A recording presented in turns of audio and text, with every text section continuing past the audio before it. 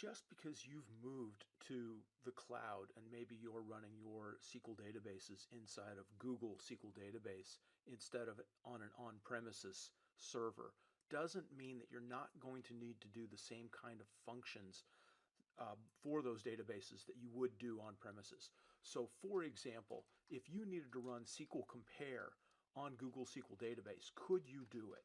And let's take a quick look at it, because what we can do is connect up to our database, and I've got an example server all set up. I am using my IP address. You can use other mechanisms for logging in. The IP address is fairly quick and easy, but it's one way to do it. There are more than one. But however, I've supplied my IP address. I'm supplying my SQL Server authentication, and if we click the database download list, sure enough, we're connected up to Google SQL Database. So we're able to get out there to Google SQL Database and make that initial connection. So let's go ahead and connect up to the same server. Remember the credentials. And we will compare two databases on that server. Could we connect up to two different servers? Of course. As long as you've got permissions to get to the correct server. Could we use the way they've got the setup for having a local service that that controls the connection up to the Google SQL database? Absolutely, that works as well. Any way that you can make the connection from either your local machine or a VM running someplace, even up in the Google Cloud if you're running up there, any methodology that will allow you to make that connection through the standard connections of a SQL or Windows authentication, either one of those will work fine connecting up to Google. So let's run the compare and see what happens. So it's able to register both databases. After registering the databases, it's going in and reading all the system tables, same as it normally would. It's identifying the objects, it's pulling those objects out, it's making a comparison, and when the comparison is complete, we can see the differences. So there are just a few in this case, but let's take a look at the first one. What we've got here is a table, and just as we normally would, we can take a look at the differences. Let me zoom this up a little bit so we can see it. And in fact, there is a foreign key constraint missing in our new table. So it's able to look at all the data types, it's able to look at the tables, identify those differences, and in this case it found a missing foreign key constraint. Let's take a look at the other ones. We have a missing view and a missing stored procedure. Then from there are 28 identical objects, including the normal system objects and also each of the tables in the database. So we can see that there are, in fact, the normal comparison mechanisms are available to us. So we can do pretty much anything if we want to start filtering by object type or any of the other normal processes we can do. You're already in a normally compared database, so those processes are going to be the same. Now, let's take a look at the deployment mechanism. If we were to deploy it, we haven't selected any objects. We have to do that first. If we were to deploy this, you can use deployment using SQL Compare or deploy using a deployment script.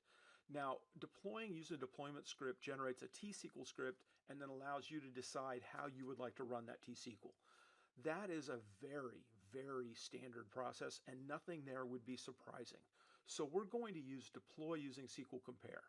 Now, I'm just going to run with the defaults as currently configured. We're going to run the defaults and see what happens. We're going to deploy now. It's bringing up the thing to make sure that we're deploying to the right place. Do we want to deploy now? Yes. It's running a deploy. The deploy has successfully completed. It only had to move a few objects. They're all done. It's rerunning the compare, at which point we are back to the full compare and all objects on both databases are identical. Now, what if we want to change some of the defaults? Let's take a look at possibly doing an additional change to this database. So let's quickly switch over to Management Studio and say we want to create a new table. We're going to be setting up customers. There's going to be a whole series of new tables, some new stored procedures, a lot of new code, but we're just going to start with the one table. So we've created a new table, but we need to get it into both databases. So let's refresh the comparison. The comparison is going to refresh. It's going to identify the missing object, obviously. So it's a normal process. We're going to select that object and say deploy. Now, if we want to start to mess with the mechanisms, one thing we could do is say, hey, we want to back up before deployment. Now, this is actually a limitation because backups inside of Google SQL Database do not work the same way as they do on premises. So this mechanism is not going to work for you. Now, could you save a copy of the deployment script? Certainly you could. That's just, it's going to run locally. Wherever you decide to make that, you can. So we're not going to worry about that right now. Let's just take a look at the backup step. Now, if we click next, it is going to attempt to create, a backup for you. Now, you could run a SQL Compare snapshot and store that locally, and that's great. But if you want to do a backup using native SQL Server, we have a problem here. It names the file automatically, whether or not that's in there, fine, but the path does not have the right kind of setting. It's not going to have the right kind of setting because there is not a path from the SQL database that's going to allow us to in fact run a backup here. None of the other options matter. We can't do that at this point, but that's a limitation not so much on the tool, but on the methodologies used inside of Google SQL Database right now. So we would have to then go back and deselect that backup. Otherwise, everything we did would run exactly this way we would expect. It would deploy, we could save copies of it. Every single other aspect of this is going to be the same as it was before. Nothing else is going to be different. The mechanisms within SQL Compare work within Google SQL Database, and it just works.